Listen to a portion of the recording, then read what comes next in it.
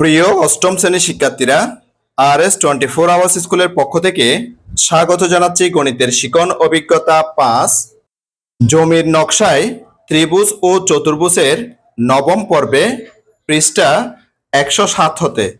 তোমরা যারা এখনো প্রথম থেকে অষ্টম পর্বগুলো দেখোনি, তোমাদের দেখার সুবিধার্থে এই ভিডিওর নিচে ডেসক্রিপশন বক্সে প্রথম থেকে অষ্টম পর্বের লিঙ্কগুলো দিয়ে দেব। তোমরা তোমাদের সুবিধা মতো দেখে নিতে পারবে। আজকের ক্লাসে সমাধান করাবো 107 পৃষ্ঠার নানা রকম চতুর্ভুজ খুঁজি থেকে। আজকের ক্লাসটি শুরু করার আগে তোমাদের কাছে একটা রিকোয়েস্ট থাকবে, তোমরা যারা এখনো আমার চ্যানেলটি সাবস্ক্রাইব করোনি তাড়াতাড়ি সাবস্ক্রাইব করে যুক্ত হয়ে যাও। গণিত সহ বিভিন্ন বিষয়ের ক্লাস দেখে নিজেদের যোগ্যতা বাড়াও। চলো এবার আজকের ক্লাসটি শুরু করা যাক। নানা রকম চতুর্ভুজ খুঁজি। জমির নকশা তৈরির ক্ষেত্রে কিংবা জমি পরিমাপের ক্ষেত্রে ত্রিভুজের পাশাপাশি চতুর্ভুজের ধারণা নানাভাবে সাহায্য করে। অর্থাৎ জমির নকশা তৈরির ক্ষেত্রে বা জমি পরিমাপের ক্ষেত্রে ত্রিভুজের পাশাপাশি চতুর্ভুজের ধারণা নানাভাবে আমাদেরকে সাহায্য করে। আমরা বিভিন্ন ধরনের চতুর্ভুজ সম্পর্কে পূর্ববর্তী শ্রেণীতে জেনেছি। আমরা সপ্তম শ্রেণীতে বিভিন্ন ধরনের চতুর্ভুজ সম্পর্কে জেনেছি। চলো এবার নিচের চিত্রটি লক্ষ্য করো। আমরা এখানে যে চিত্রগুলো লক্ষ্য করব, এই চিত্রগুলো আমরা যে কোন ধরনের চতুর্ভুজে পড়ে সেটা আমরা দেখব। অর্থাৎ এখানে বিভিন্ন ধরনের চতুর্ভুজ আছে এবং এই বিভিন্ন ধরনের চতুর্ভুজগুলোর বিভিন্ন নাম আছে। আমরা খেয়াল করলে দেখব, এই যে এটা একটা চতুর্ভুজ যার 4টি বাহু রয়েছে এবং 4টি কোণ রয়েছে। এবার এর নিচে আমরা যে ক নাম্বার চিত্রটা দেখতে পাচ্ছি, সেই ক নাম্বার চিত্রটা দেখব। এটাও একটা চতুর্ভুজ যার 4টি বাহু রয়েছে এবং 4টি কোণ রয়েছে। কিন্তু এই চতুর্ভুজটি যে বিভিন্ন নামের চতুর্ভুজ আছে, এই চতুর্ভুজগুলোর একটা নামের মধ্যে পড়বে। অর্থাৎ এই চতুর্ভুজটার একটা নাম রয়েছে। তাহলে আমরা এটা ভালো করে খেয়াল করি। প্রিয় শিক্ষার্থীরা দেখো তো, এই চিত্রটার দিকে একটু খেয়াল করো। এটা দেখতে কিরকম? এটা দেখতে ট্রাফিজিয়ামের মতো। দেখতে কিরকম দেখো প্রিয় শিক্ষার্থীরা, এটা হচ্ছে যে ট্রাফিজিয়ামের মতো। তোমরা কিন্তু সপ্তম শ্রেণীতে ট্রাফিজিয়াম সম্পর্কে কিন্তু জেনে আসছো। হ্যাঁ, এখানে এই চতুর্ভুজটার এক জোড়া বিপরীত বাহু রয়েছে। হ্যাঁ, এক জোড়া বিপরীত বাহু রয়েছে এবং বাহুগুলো দেখো সমান্তরাল। বাহুগুলো কি সমান্তরাল অবস্থায় রয়েছে। এবার আমরা খ নাম্বার চিত্রটার দিকে একটু খেয়াল করব মনোযোগ দিয়ে। আমরা খ নাম্বার চিত্রটা দেখতে পাচ্ছি। এই চিত্রটি অর্থাৎ এই চতুর্ভুজটি দেখতে কিসের মতো লাগতেছে দেখো তো প্রিয় শিক্ষার্থীরা। হ্যাঁ, এটা সামান্তরিক ক্ষেত্রের মতো লাগতেছে। অর্থাৎ এটা একটা সামান্তরিক। এটা একটা কি সামান্তরিক। এর বিপরীত বাহুগুলো সমান ও সমান্তরাল। এর বিপরীত বাহুগুলো সমান এবং সমান্তরাল। হ্যাঁ, কিন্তু কোনো কোণই কিন্তু সমকোণ নয়। কোনো কোণই সমকোণ নয়। এই খ নাম্বার চিত্রটার সাথে এখানে কিন্তু এই চিত্রের একটা সম্পর্ক বুঝিয়েছে বা সম্পর্ক দেখিয়েছে। আমরা সেটা পরবর্তীতে দেখব। এবার আমরা গ নাম্বার চিত্রটার দিকে একটু ভালো করে বা মনোযোগ সহকারে খেয়াল করব। এই চিত্রটার দিকে, এই চিত্রটাকে দেখে কি মনে হচ্ছে প্রিয় শিক্ষার্থীরা? দেখো তো, এই চিত্রটার নাম কি হতে পারে? এই চিত্রটার নাম হচ্ছে যে আয়ত, যার দৈর্ঘ্য আছে এবং প্রস্থ আছে। হ্যাঁ, অর্থাৎ বিপরীত বাহুগুলো সমান ও সমান্তরাল এবং কোণ, এখানে যে কোণ আছে দেখো, প্রত্যেকটা কোণ কিন্তু সমকোণ। তাকে আমরা কি বলবো? আয়ত বলবো। এবার আমরা এর নিচে যে ঘ নাম্বার চিত্রটা আছে, সেই ঘ নাম্বার চিত্রটা আমরা এখন খেয়াল করব। ঘ নাম্বার চিত্রটা দেখো তো প্রিয় শিক্ষার্থীরা, এটাকে দেখতে কিরকম মনে হয়? এটাকে দেখে কোন ধরনের ক্ষেত্র মনে হয়? নিশ্চয় তোমরা বলতে পারছো যে এটার 4টা বাহু কিন্তু পরস্পর সমান এবং 4টি কোণই হচ্ছে সমকোণ। অর্থাৎ এটি হচ্ছে যে একটি বর্গক্ষেত্র। এটা কি একটি বর্গক্ষেত্র। এবার এই চিত্রটার সাথে এই বর্গক্ষেত্রের একটা সম্পর্ক দেখিয়েছে এখানে। তাহলে আমরা কিন্তু এখানে দেখেছি যে খ নাম্বার চিত্রের সাথে এটা সম্পর্ক দেখিয়েছে, নাম্বার চিত্র এবং ঘ নাম্বার চিত্রের সাথে এটা একটা সম্পর্ক আমরা দেখতে পাচ্ছি। তাহলে এই নাম্বার চিত্রটা কি হতে পারে, অর্থাৎ এই চিত্রটা দেখে আমরা কি দেখতে পাচ্ছি? আমরা এখানে দেখতে পাচ্ছি এর প্রত্যেকটা বাহু পরস্পর সমান এবং কোনো কোণই কিন্তু সমকোণ নয়। তাহলে এটাকে আমরা কি বলবো? এটাকে আমরা বলবো রম্বস। এটাকে কি বলবো প্রিয় শিক্ষার্থীরা? এটাকে বলবো আমরা রম্বস, অর্থাৎ ক্ষেত্রটির প্রতিটি বাহু সমান কিন্তু কোণগুলো সমকোণ নয়। এটাকে আমরা কি বলবো? রম্বস বলবো। তাহলে এই চিত্রটার সাথে আমাদের যে খ নাম্বার চিত্র যেটা ছিল সামান্তরিক, এই সামান্তরিকের সাথে একটু সম্পর্ক আছে। দেখো, সামান্তরিক ক্ষেত্র যেমন একটু বাঁকা অবস্থায় আছে, এই রম্বসটাও কিন্তু এভাবে যে বাঁকা অবস্থায় রয়েছে। এবং এই চিত্রটার সাথে এই যে ঘ নাম্বার চিত্র অর্থাৎ বর্গের সাথে একটা সম্পর্ক আছে। কেন সম্পর্ক আছে? বর্গের যেমন প্রত্যেকটা বাহু সমান, এখানে রম্বসেরও প্রত্যেকটা বাহু সমান, পরস্পর সমান, অর্থাৎ প্রত্যেকটা বাহু পরস্পর সমান। এরপরে নম্বরের উপরে আমরা আরেকটা চিত্র দেখতে পাচ্ছি প্রিয় শিক্ষার্থীরা, যেটা চতুর্ভুজের মতো। এই চতুর্ভুজ থেকে আগত, কিন্তু এইটার নাম কিন্তু আমাদের এখানে দেওয়া আছে। এটার নাম হচ্ছে যে ঘুড়ি। এটা ঘুড়ির মতো দেখতে। কারণ এটা যে ঘুড়ি, তার কারণ হচ্ছে যে ঘুড়ির দুই জোড়া সন্নিহিত বাহু সমান। এখানে এই জোড়া এবং এই জোড়া, হ্যাঁ, এরা পরস্পর সমান। এই জোড়া জোড়া সমান এবং এই জোড়া জোড়া সমান, অর্থাৎ ঘুড়ির দুই জোড়া সন্নিহিত বাহু সমান।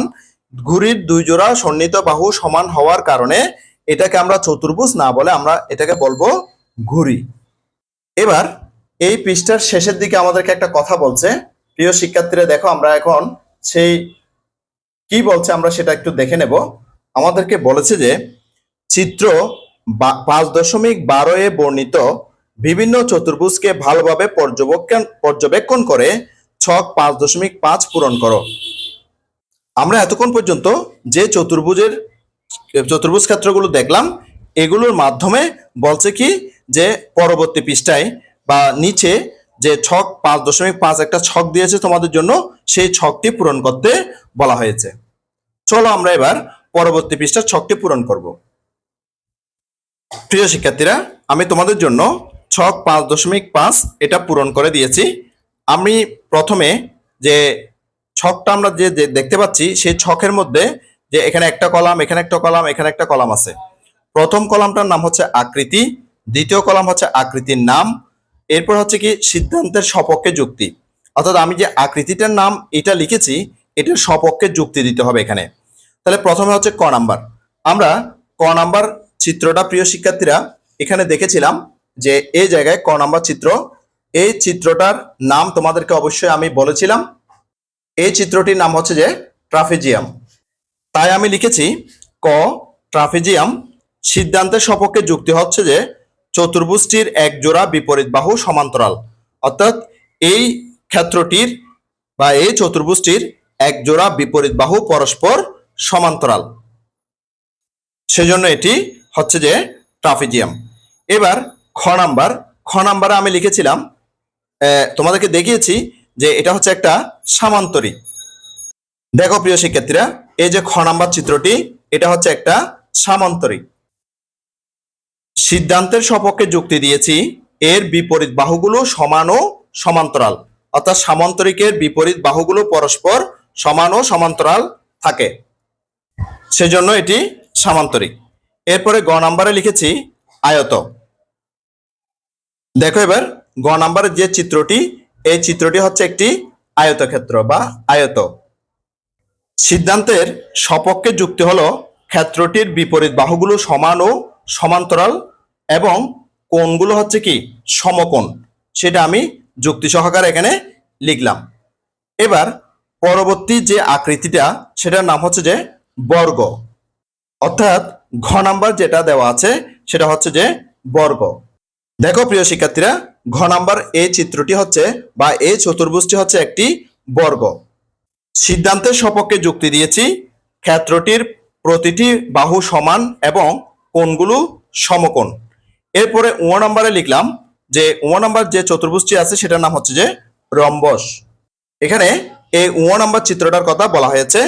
এই 1 নাম্বার চিত্রের মধ্যে আমরা দেখতে পাচ্ছি এরা যে চারটি বাহু আছে, এই চারটি বাহু পরস্পর সমান, কিন্তু কোনো কোণই সমকোণ নয়। এই আকৃতিটার সিদ্ধান্তের সপক্ষে যুক্তি দিয়েছি, ক্ষেত্রটির প্রতিটি বাহু সমান কিন্তু কোণগুলো সমকোণ নয়। আশা করি প্রিয় শিক্ষার্থীরা এই চিত্রগুলো দেখে তোমরা এই ছকটি ভালো মতো বুঝতে পেরেছ। চলো এবার আমরা আরো সামনের দিকে আগাই। এবার কি বলছে দেখে নাও। তোমরা নিশ্চয় লক্ষ্য করে থাকবে যে আমরা একটি নতুন চিত্র দেখলাম। আমরা কিন্তু ওই যে 107 পৃষ্ঠার মধ্যে যে চিত্রগুলো দেখেছি সেখানে একটা নতুন চিত্র দেখেছি। সেই নতুন চিত্রটি হচ্ছে যে এটা, অর্থাৎ যেটাকে আমরা বলি ঘুড়ি। তাই তারা আমাদেরকে বলল চিত্রটির নাম হলো ঘুড়ি। ঘুড়ির দুই জোড়া সন্নিহিত বাহু সমান। ঘুড়ির দুই জোড়া সন্নিহিত বাহু সমান। আবার ঘুড়ির দুই জোড়া সন্নিহিত বাহুর দৈর্ঘ্যগুলো অর্থাৎ চারটি বাহুর দৈর্ঘ্য সমান হলে আমরা তাকে বলবো রম্বস। অর্থাৎ আমরা যদি ঘুড়ির যে বাহুগুলো আছে এই বাহুগুলো কিন্তু যে দুইটা দুইটা করে সমান, যদি আমরা দেখতাম চারোটাই সমান তখন তাকে আমরা কি বলতাম? রম্বস বলতাম। ফলে সকল রম্বসকে আমরা ঘুড়ি বলতে পারি। তাহলে সকল রম্বসকে আমরা কি বলতে পারবো? ঘুড়ি বলতে পারি। একইভাবে অন্য আকৃতিগুলোর মধ্যেও কিছু সম্পর্ক খুঁজে বের করা সম্ভব। নিচের ছকের প্রশ্নগুলোর উত্তর দিলে তোমরা ওই সম্পর্কগুলো চিহ্নিত করতে পারবে। এখানে কিছু প্রশ্ন দেওয়া আছে ছক 5.6 এর মধ্যে। এখানে ছকের প্রশ্নগুলোর উত্তর যদি তোমরা দিতে পারো তোমরা অবশ্যই অন্য আকৃতিগুলোর মধ্যে যে সম্পর্ক আছে সেটা কিন্তু তোমরা বলতে পারবে এবং তোমরা এটা বুঝতে পারবে। এখন জোড়ায় আলোচনার মাধ্যমে ছক 5.6 পূরণ করো। এখন প্রিয় শিক্ষার্থীরা তোমরা যে শ্রেণীকক্ষে বসে আছো এই শ্রেণীকক্ষে তোমাদের সহপাঠীর সাথে তোমরা জোড়ায় জোড়ায় আলোচনা করবে। আলোচনার মাধ্যমে এই যে 5.6 যে ছকটা আছে এই ছকটা এখন পূরণ করবে। ছকটি দেখলে আমরা দেখতে পাচ্ছি যে এখানে কিছু প্রশ্ন আছে, অর্থাৎ বাম কলামের মধ্যে কিছু প্রশ্ন আছে। এই প্রশ্নগুলোর উত্তর তোমাদেরকে এখানে লিখতে হবে। তোমরা যদি লিখতে পারো তাহলে তোমরা যে অন্যান্য আকৃতিগুলোর সাথে যে সম্পর্ক রয়েছে, কিছু কিছু সম্পর্ক রয়েছে তা কিন্তু তোমরা বলতে পারবে বা বুঝতে পারবে। প্রিয় শিক্ষার্থীরা আমি তোমাদের জন্য এই ছক 5.6 এটা পূরণ করে দেখাচ্ছি। প্রথম প্রশ্নে কি বলছে দেখো প্রিয় শিক্ষার্থীরা। প্রথম প্রশ্নে বলছে কি বৈশিষ্ট্যের কারণে চতুর্ভুজ ট্রাপিজিয়াম হবে। তাহলে কোন বৈশিষ্ট্যের কারণে চতুর্ভুজ ট্রাপিজিয়াম হবে সেটার উত্তরটা আমি দিয়ে দিছি। দেখো, চতুর্ভুজের এক জোড়া বিপরীত বাহু সমান্তরাল হলে চতুর্ভুজ ট্রাপিজিয়াম হবে। অর্থাৎ চতুর্ভুজের এক জোড়া বিপরীত বাহু সমান্তরাল হলে সেই চতুর্ভুজটি কি হবে? ট্রাপিজিয়াম হবে। এবার 2 নম্বর প্রশ্নটা কি বলছে দেখো, কি বৈশিষ্ট্যের কারণে ট্রাপিজিয়াম সামান্তরিক হবে। তাহলে ট্রাপিজিয়াম কখন সামান্তরিক হবে? উত্তরটা দেখে নাও প্রিয় শিক্ষার্থীরা। ট্রাপিজিয়ামের দুই জোড়া বিপরীত বাহু সমান্তরাল হলে সামান্তরিক হবে। অর্থাৎ ট্রাপিজিয়ামের দুই জোড়া বিপরীত বাহু যদি সমান্তরাল হয় তখন ওই ট্রাপিজিয়ামটি আমরা কি বলবো, বা ওই ট্রাপিজিয়ামকে আমরা বলবো সামান্তরিক। এরপরে 3 নাম্বার দেখো, বা 3 নাম্বার প্রশ্ন হচ্ছে কি বৈশিষ্ট্যের কারণে সামান্তরিক আয়িত হবে। তাহলে কোন বৈশিষ্ট্যের কারণে সামান্তরিক আয়িত হবে সেটার উত্তরটা দেখে নাও। সামান্তরিকের একটি কোণ সমকোণ হলে সামান্তরিক আয়িত হবে। অর্থাৎ সামান্তরিকের যদি কোণ যদি সমকোণ হয় তখন ওই সামান্তরিকটা কি হবে? আয়ত হবে। এবার পরেরটা দেখো, কি বৈশিষ্ট্যের কারণে সামান্তরিক রম্বস হবে। তাহলে কোন বৈশিষ্ট্যটার কারণে সামান্তরিকটা রম্বস হবে? উত্তরটা দেখে নাও। সামান্তরিকের প্রতিটি বাহুই সমান হলে সামান্তরিক রম্বস হবে। আমরা যখন সামান্তরিকের যে 4টা বাহু রয়েছে এই 4টা বাহুর দৈর্ঘ্য যদি আমরা সমান করতে পারি তখন ওটাকে আমরা সামান্তরিক বলবো না, তখন আমরা ওটাকে বলবো রম্বস। এবার পরের প্রশ্ন, বর্গ কি একটি রম্বস? তোমার উত্তরের সপক্ষে যুক্তি দাও। বর্গ একটি রম্বস। বর্গের প্রতিটি বাহুই পরস্পর সমান। অর্থাৎ যে বর্গের বাহুর পরিমাপ যেরকম ঠিক একইভাবে রম্বসের বাহু পরিমাপও কিন্তু একই, শুধু পার্থক্য হচ্ছে যে বর্গের প্রত্যেকটা কোণ হচ্ছে সমকোণ, কিন্তু রম্বসের প্রত্যেকটা কোণ সমকোণ নয়। এবার পরের প্রশ্নে যাই। পরের প্রশ্নে কি বলছে দেখো প্রিয় শিক্ষার্থীরা। পরের প্রশ্নে বলছে যে কি বৈশিষ্ট্যের কারণে আয়ত বর্গ হবে, বা কোন বৈশিষ্ট্যের কারণে আয়ত বর্গ হবে। এর উত্তরটা হলো আয়তের প্রতিটি বাহু পরস্পর সমান হলে আয়ত বর্গ হবে। অর্থাৎ আয়তের প্রতিটি বাহু পরস্পর সমান হলে, হ্যাঁ, আয়ত বর্গ হবে। আমরা জানি কিন্তু আয়তের যে বিপরীত বাহুগুলো পরস্পর সমান, হ্যাঁ, তাহলে চারটা বাহু বা প্রত্যেকটা বাহু কিন্তু পরস্পর যদি সমান হয়ে যায়, তখন আমরা সেটাকে আর আয়ত বলবো না, তখন সেটাকে আমরা বর্গ বলবো। এরপর দেখো, বর্গ কি একটি সামান্তরিক, প্রশ্ন করছে। তোমার উত্তরের সপক্ষে যুক্তি দাও। উত্তরটা হলো বর্গ একটি সামান্তরিক। কারণটা কি? বর্গের দুই জোড়া বিপরীত বাহু পরস্পর সমান ও সমান্তরাল। অর্থাৎ বর্গের দুই জোড়া যে বিপরীত বাহুগুলো রয়েছে সেগুলো পরস্পর সমান ও সমান্তরাল, সে কারণে বর্গ একটি সামান্তরিক। এবার আমরা সর্বশেষ প্রশ্নটার দিকে তাকাবো। সর্বশেষ প্রশ্নটা কি বলছে দেখো প্রিয় শিক্ষার্থীরা। সর্বশেষ প্রশ্নে বলছে যে সামান্তরিক কি একটি ট্রাপিজিয়াম? তোমার উত্তরের সপক্ষে যুক্তি দাও। অর্থাৎ সামান্তরিক কি একটি ট্রাপিজিয়াম, এটার সপক্ষে তোমাকে যুক্তি দিতে বলা হচ্ছে। সেটার উত্তরটা দিয়েছি দেখো প্রিয় শিক্ষার্থীরা। সামান্তরিক ট্রাপিজিয়াম নয়। সামান্তরিক কি নয়? ট্রাপিজিয়াম নয়। ট্রাপিজিয়ামের এক জোড়া বিপরীত বাহু সমান্তরাল, কিন্তু সামান্তরিকের দুই জোড়া বিপরীত বাহু সমান্তরাল। অর্থাৎ আমরা যখন ট্রাপিজিয়াম কাকে বলে সেটা শিখছি, সেখানে শিখছি কি ট্রাপিজিয়ামের এক জোড়া বিপরীত বাহু সমান্তরাল, কিন্তু সামান্তরিকের ক্ষেত্রে দুই জোড়া বিপরীত বাহু সমান্তরাল। সেজন্য ট্রাপিজিয়াম সামান্তরিক ট্রাপিজিয়াম নয়। অর্থাৎ সামান্তরিক কখনো যে ট্রাপিজিয়াম হতে পারে না, সেটার যুক্তি আমি তোমাদের জন্য লিখে দিয়েছি। আশা করছি প্রিয় শিক্ষার্থীরা উত্তরগুলো তোমরা খুব ভালো মতো বুঝতে পেরেছো।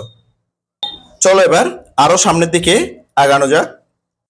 প্রিয় শিক্ষার্থীরা, এতক্ষণ পর্যন্ত আমরা যে জ্ঞানগুলো আহরণ করেছি সেই জ্ঞানগুলো আমাদের ঠিক মতো মনে আছে কিনা, সেই জ্ঞানগুলো আমাদের হৃদয়ের মধ্যে একদম যে গেঁথে গেছে কিনা, সেটা আমরা এখন একটু পরীক্ষা করে দেখতে পারি। সেটার জন্য আমরা এখন চলে আসছি 109 পৃষ্ঠায়। 109 পৃষ্ঠায় বলা হচ্ছে যে নিচে প্রদত্ত আকৃতির নামগুলো ব্যবহার করে শূন্যস্থান পূরণ করো। এখানে যে আকৃতিগুলোর নাম দেওয়া আছে, প্রথমটা দেওয়া আছে আয়ত, এরপরে ট্রাপিজিয়াম, এরপরে বর্গ, এরপরে সামান্তরিক, এরপরে রম্বস, এরপরে দেওয়া আছে চতুর্ভুজ। এই নামগুলোর মাধ্যমে বলছে কি এই যে শূন্যস্থান দেওয়া আছে এই শূন্যস্থানের মধ্যে তুমি বসাবে। অর্থাৎ এখান থেকে নামগুলো নিয়ে এখানে শূন্যস্থানে বসাবে। প্রথম যে শূন্যস্থানটা আছে, আমরা প্রথম লাইনটা পড়ি। দেখো, চারটি বাহু দ্বারা সীমাবদ্ধ আকৃতিকে বলে। নিশ্চয় তোমরা বলতে পারবে যে চারটি বাহু দ্বারা সীমাবদ্ধ আকৃতিকে চতুর্ভুজ বলে। তাহলে এখান থেকে চতুর্ভুজ লিখতে হবে। লিখে দিলাম প্রিয় শিক্ষার্থীরা তোমাদের জন্য, চারটি বাহু দ্বারা সীমাবদ্ধ আকৃতিকে চতুর্ভুজ বলে। এবার দেখো পরেরটা, যে চতুর্ভুজের এক জোড়া বিপরীত বাহু সমান্তরাল তাকে ড্যাশ বলে। তাহলে যে চতুর্ভুজের এক জোড়া বিপরীত বাহু সমান্তরাল তাকে কি বলে? অবশ্যই বলতে পারবে তোমরা, এটা হচ্ছে যে ট্রাপিজিয়াম বলে। তাহলে আমরা চতুর্ভুজ লিখে ফেলেছি, এখান থেকে এবার ট্রাপিজিয়ামটা লিখবো।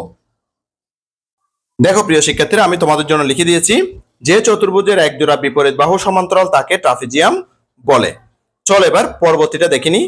ট্রাপিজিয়ামের দুই জোড়া বিপরীত বাহু সমান্তরাল হলে সেটি হবে, তাহলে কি হবে? এটা হবে সামান্তরিক। কি হবে প্রিয় শিক্ষার্থীরা? সামান্তরিক এটা হবে। সেটা আমি তোমাদের জন্য লিখে দিচ্ছি। দেখো প্রিয় শিক্ষার্থীরা, আমি তোমাদের জন্য সেটা লিখে দিয়েছি। ট্রাপিজিয়ামের দুই জোড়া বিপরীত বাহু সমান্তরাল হলে সেটি হবে সামান্তরিক। এবার চলো আরেকটা করি। আবার সামান্তরিকের একটি কোণ সমকোণ হলে আমরা তাকে কি বলবো, বা আমরা কি পাবো? তাহলে সামান্তরিকের একটি কোণ যদি সমকোণ হয় তখন আমরা কিন্তু আয়ত পাবো। কি পাবো প্রিয় শিক্ষার্থীরা? আয়ত পাবো। এখান থেকে এই আয়তটা আমি এখানে লিখে দিচ্ছি, আয়ত পাবো। নিশ্চয় তোমরা এটা বুঝতে পেরেছো। এবার পরের লাইনটা দেখো, আয়তের সন্নিহিত বাহু সমান হলে আমরা ড্যাশ পাবো। তাহলে আয়তের সন্নিহিত বাহু যদি সমান হয় তখন আমরা এখান থেকে কি পাবো? বর্গ পাবো। তাহলে আমি এখানে লিখে দিচ্ছি প্রিয় শিক্ষার্থীরা তোমাদের জন্য, আমরা এখানে তখন বর্গ পাবো। তাহলে আমরা লিখে দিলাম যে বর্গ পাবো। এরপরে দেখো যে অন্যদিকে ড্যাশ সন্নিহিত বাহু সমান হলে সেটি হবে রম্বস। তাহলে অন্যদিকে যে কার সন্নিহিত বাহু, হ্যাঁ এখান থেকে আমরা লিখতে হবে কার সন্নিহিত বাহু, এখানে হবে সামান্তরিকের সন্নিহিত বাহু। যদি সামান্তরিকের প্রত্যেকটা বাহু সমান হয়ে যায়, হ্যাঁ তখন সেটি হয়ে যাবে কি রম্বস। তাহলে এখানে কি হবে, এখানে হবে সামান্তরিকের, এখানে আমরা লিখবো এখন সামান্তরিকের, সামান্তরিকের লিখে দিলাম সামান্তরিকের যে সন্নিহিত বাহু সমান হলে সেটি হবে রম্বস। এবং এখানে বলা হচ্ছে এবং ড্যাশ এর একটি কোণ সমকোণ হলে তাকে বর্গ বলে। তাহলে কার কার একটি কোণ সমকোণ হলে ঠিক একইভাবে যে রম্বসের, হ্যাঁ রম্বসের প্রত্যেকটা বাহু যেহেতু সমান, তাহলে বর্গেরও প্রত্যেকটা বাহু সমান, কিন্তু বর্গের প্রত্যেকটা কোণ কি বা একটি কোণ সমকোণ বা প্রত্যেকটা কোণ সমকোণ। ঠিক একইভাবে রম্বসের যদি একটি কোণ আমরা সমকোণ করতে পারি, তখন আমরা সেটাকে কি বলবো বর্গ বলতে পারি। তাহলে আমরা এখানে কি লিখবো, রম্বসের, লিখে দিচ্ছি তোমাদের জন্য, রম্বসের একটি কোণ সমকোণ হলে তাকে আমরা বর্গ বলবো। প্রিয় শিক্ষার্থীরা, আশা করছি এই সমাধানটি তোমরা খুব ভালো মতো বুঝতে পেরেছো। চলো এবার আমরা আরো সামনের দিকে আগাই। সামনের দিকে কি বলছে আমরা একটু করে দেখে নিই। এখানে বলা হচ্ছে যে চতুর্ভুজের চার কোণের সমষ্টি কত। এটা শোনার পর নিশ্চয়ই তোমরা বলতে পারবে যে চতুর্ভুজের চার কোণের সমষ্টি কত। সেটা তোমরা কিন্তু আগেই শিখে গেছিলাম। চতুর্ভুজের চার কোণের সমষ্টি হচ্ছে যে 360 ডিগ্রি। কত ডিগ্রি প্রিয় শিক্ষার্থীরা? 360 ডিগ্রি। চলো আমরা এবার দেখে নিই বিভিন্ন ধরনের চতুর্ভুজের বৈশিষ্ট্য এবং তাদের পারস্পরিক সম্পর্কগুলো খুঁজে বের করেছো। এবার তোমরা কাগজ কেটে চতুর্ভুজের চারটি কোণের সমষ্টি কত তা খুঁজে বের করবে। তোমরা প্রত্যেকে তোমাদের নিজেদের মতো করে একটি চতুর্ভুজ আঁকো, অতঃপর চতুর্ভুজটিকে কেটে চার টুকরো করো যাতে চারটি কোণ চার অংশে থাকে। এই কাজটা প্রিয় শিক্ষার্থীরা তোমরা কিন্তু সপ্তম শ্রেণীতে করেছো। কোণগুলোকে একটি বিন্দুতে পরপর নিচের মতো করে সাজাও। দেখো প্রিয় শিক্ষার্থীরা, এখানে কিন্তু একটা চতুর্ভুজ দেওয়া আছে। দেখো এখানে একটা চতুর্ভুজ দেওয়া আছে, যে চতুর্ভুজের চারটি কোণ রয়েছে 1 2 3 4। এবার এই যে চতুর্ভুজ যেটা আছে সেটাকে তোমরা কয়টা অংশে ভাগ করবা, যে কেচি দিয়ে কিন্তু চারটা অংশে কেটে নিতে পারো, চার টুকরো করে নিতে পারো। প্রথমে এদিক দিয়ে একটা কাটো, দুই টুকরা হয়ে যাবে, ওই দুই টুকরাকে আবার এইভাবে কাটো, চার টুকরা হয়ে যাবে। তখন চার টুকরার মধ্যে চারটি কোণ থাকবে, এই যে একটা কোণ, দুইটা কোণ, তিনটা কোণ, চারটা কোণ। কিন্তু চারটা টুকরা যখন করেছো তোমরা, প্রত্যেকটা টুকরার মধ্যে কিন্তু চারটি করে কোণ থাকবে, কারণ ওইটাও একটা চতুর্ভুজ হয়ে যাবে প্রিয় শিক্ষার্থীরা। কিন্তু তুমি তো পুরো তোমার যে চতুর্ভুজটা প্রথমে নিয়েছো, সেই চতুর্ভুজটার কোণগুলোর যে হিসাব করবে, সেজন্য তুমি এই 1 নাম্বার, 2 নাম্বার, 3 নাম্বার, 4 নাম্বার এই চারটা কোণকে তুমি একসাথে বসে নিবা। যে 1 নাম্বার এখানে বসাবে, এটার পাশে 2 নাম্বার, এর নিচে এই 3 নাম্বারটা বসাবে, এই পাশে আসি 4 নাম্বারটা বসাবে। এইখানে চারটা কোণ একসাথে প্রিয় শিক্ষার্থীরা যোগ হয়ে যাবে। কি হয়ে যাবে? যোগ হয়ে যাবে। এই চারটা কোণ একসাথে যোগ করতে হবে।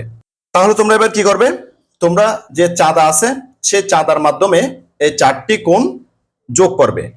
প্রিয় শিক্ষার্থীরা, তোমরা যখন এই চাঁদার মাধ্যমে এই কোণটাকে মেপে নিলা, এই কোণটা কত ডিগ্রি পেলা, যে এখান থেকে এখানে হচ্ছে 90 ডিগ্রি। ঠিক একইভাবে তুমি এই কোণটাকে মেপে নিবা, হ্যাঁ এই কোণটাকে মেপে নিয়ে তুমি কত ডিগ্রি পাচ্ছ, এটাও 90 ডিগ্রি। আবার এই কোণটা মেপে নিবা, এটাও 90 ডিগ্রি পাবে। আবার এটাও মেপে নিবা, তুমি এটাকেও 90 ডিগ্রি পাবে। অর্থাৎ চারোটা কোণ যখন তুমি একসাথে মেপে নিবা, তখন তুমি দেখবা যে এখানে তুমি যোগ করলে 360 ডিগ্রি পাচ্ছ। হ্যাঁ 360 ডিগ্রি পাবে। এবার তোমাদেরকে প্রশ্ন করছে, বলছে কি দেখো হিসাব করে বলো তো চতুর্ভুজের চার কোণের সমষ্টি কত। হ্যাঁ আমরা নিশ্চয় বলতে পারবো, চতুর্ভুজের চার কোণের সমষ্টি হচ্ছে যে 360 ডিগ্রি। কত ডিগ্রি প্রিয় শিক্ষার্থীরা? 360 ডিগ্রি। বলছে কি প্রত্যেকে আলাদাভাবে চতুর্ভুজ তৈরি করে হিসাব করেছো, সবার হিসেব কি একই রকম হয়েছে? হ্যাঁ, যেহেতু আমরা যে সবাই চতুর্ভুজ নিয়েছি, সেই চতুর্ভুজের কোণগুলো কেটেছি, হ্যাঁ এবার চার টুকরো করে কেটেছি এবং কোণগুলো মেপেছি। তাহলে কিন্তু আমাদের সবার হিসাব কিন্তু একই রকম হয়েছে। এরপর নিজেদের মধ্যে আলোচনা করে সিদ্ধান্ত নাও। এবার যে তোমরা যে করেছো, হিসাবটা করেছো, আসলে কি তোমাদের হিসাবটা কি সবার একই রকম হয়েছে? এটা নিজেদের মধ্যে আলোচনা করতে বলা হয়েছে। দেখো তো তোমাদের সিদ্ধান্ত নিচের মতো কিনা। তোমরা যে সিদ্ধান্তটা পেয়েছো, অর্থাৎ তোমরা যে কোণগুলো পরিমাপ করে কত ডিগ্রি পেয়েছো, অর্থাৎ 360 ডিগ্রি পেয়েছো, সেটা তারা আমাদেরকে এখানে দেওয়া আছে, হ্যাঁ দিয়ে দিছে, সেটার সাথে মিলেছে কিনা সেই প্রশ্ন তোমাদেরকে করছে। বলছে দেখো চতুর্ভুজের চার কোণের সমষ্টি 4 সমকোণ বা 360 ডিগ্রি। তাহলে চতুর্ভুজের চার কোণের সমষ্টি কত? যে চার কোণের সমষ্টি হচ্ছে 4 সমকোণ এবং 360 ডিগ্রি। প্রিয় শিক্ষার্থীরা, আমি তোমাদেরকে যখন এটা ম্যাপে দেখিয়েছিলাম, হ্যাঁ এখানে বলেছিলাম এটা 90 ডিগ্রি, এটা 90 ডিগ্রি, এটা 90 ডিগ্রি, এটা 90 ডিগ্রি, তাহলে 90 প্রত্যেকটা কি 90 ডিগ্রি করে। তাহলে 90 ডিগ্রি করে যদি আমরা যোগ করি, চারটার 90 ডিগ্রি যদি যোগ করি, তাহলে আমরা 360 ডিগ্রি পেয়ে গেছি। ঠিক আছে প্রিয় শিক্ষার্থীরা, নিশ্চয়ই তোমরা যেহেতু আমার সাথে সাথে কাজটি করেছো, আমি আশা করতেছি যে তোমাদের কিন্তু যে চতুর্ভুজের চার কোণের সমষ্টি 360 ডিগ্রি তোমরা ইতিমধ্যে পেয়ে গেছো। যেহেতু আমার সাথে সাথে তোমাদের যে চতুর্ভুজের চার কোণের সমষ্টি 360 ডিগ্রি মিলে গেছে, তাই তোমাদের কাছে আজকের ক্লাসটি অনেক অনেক চমৎকার লেগেছে। তাহলে আজকের ক্লাসটি এই পর্যন্ত। আমি আগামী ক্লাসে 110 পৃষ্ঠার একক কাজ থেকে তোমাদের ক্লাসটি শুরু করব। গণিতের শিকন অভিজ্ঞতা 5, জমির নকশায় ত্রিভুজ ও চতুর্ভুজের দশম পর্বটি দেখার আমন্ত্রণ জানাচ্ছি। সাথে সাথে গণিতের অন্যান্য ক্লাসগুলো দেখারও অনুরোধ জানাচ্ছি এবং গণিত ছাড়াও বিভিন্ন বিষয়ের ক্লাসগুলো দেখারও অনুরোধ জানাচ্ছি। ইতিমধ্যে তোমরা যারা আমার চ্যানেলটি সাবস্ক্রাইব করে আমার ক্লাসগুলো নিয়মিত দেখতেছো, তোমাদেরকে আমার অন্তরের অন্তঃস্থল থেকে অসংখ্য অসংখ্য ধন্যবাদ। আর যারা সবেমাত্র আজকে প্রথমবার আমার ক্লাসটি দেখলা, তোমাদের প্রতি অনুরোধ রইল তোমরা আমার চ্যানেলটি সাবস্ক্রাইব করে পাশের নোটিফিকেশন অল করে বেল বাটনটিকে বাজিয়ে দাও। আর তোমার বন্ধুদের সাথে ও আত্মীয়স্বজনের সাথে ক্লাসগুলো বেশি বেশি শেয়ার করো, যাতে করে তারাও তোমার মতো দেখে উপকৃত হয়। গণিতের শিকন অভিজ্ঞতা 5, জমির নকশায় ত্রিভুজ ও চতুর্ভুজের দশম পর্বটি দেখার আমন্ত্রণ জানিয়ে আজকের ক্লাসটি থেকে এখানেই বিদায় নিচ্ছি। সবাই ভালো থাকবা, সুস্থ থাকবা, অবশ্যই নিরাপদে থাকবা। সবাইকে ধন্যবাদ।